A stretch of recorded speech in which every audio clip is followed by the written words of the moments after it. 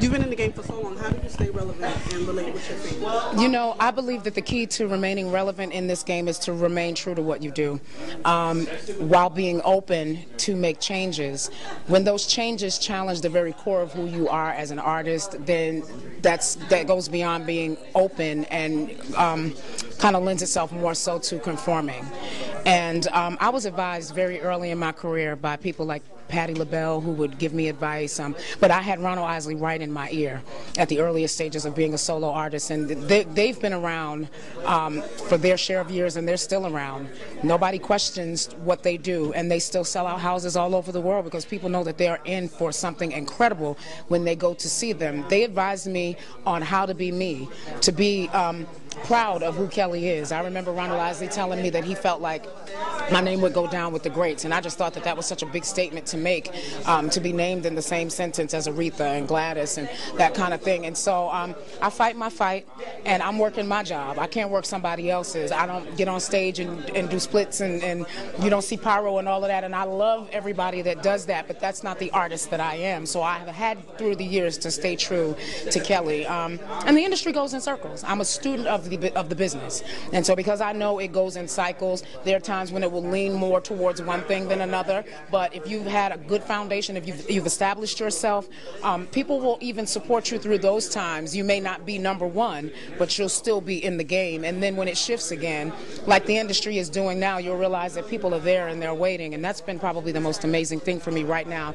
to realize that so many people are waiting on a new record from me. That's crazy. Absolutely. We are all waiting. Now, your album, which comes out tomorrow, it seems like it's your most personal album. Can you tell us about it? Kelly is 12 handpicked out of 109 songs that I wrote in the year and a half to 2 years that I worked on this album. To me, all 109 songs, they were like my babies, so to pick one from another over the other was a very hard thing. I literally had to find 12 songs that I felt like seamlessly told the story at the point in life that I'm at right now. I've talked about everything in my music, from my experiences growing up in church to family relations, to about my marriage, about friends that have gone through situations. I literally can relate to anything around me and write about it.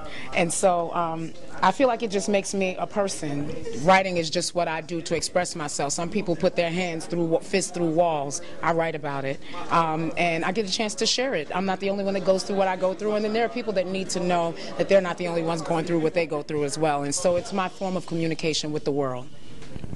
What's your inspiration for, since you've been doing music for so long, what's your inspiration to continually put out great music? You know what? I don't work to put out great music. I work to put out what means something to me. And fortunately, it translates into greatness. That's a blessing, because we all can do what we think is great, and then if the critics say that it sucks, you know, who really decides what's great and what's not? I put out what's true to me, and people relate to it, and they make it great. And so that's really all I can say to it, because I think everybody has had something that they thought was phenomenal, and then it got shot down, and it was like, what? But yeah, that's pretty much it. All of my answers just kind of run into each other. I stay true to who I am as a singer, as a songwriter. I give what's honest, and the response comes the way I give it. And that's pretty much it. And that would be my advice to anybody too. If you want to remain relevant, if you want to give greatness, don't focus on being great. Focus on being real, and people will exalt you. Well, God, I feel like God exalts you, but people will allow you to get to that place. Yes. Thank you very much. You're welcome.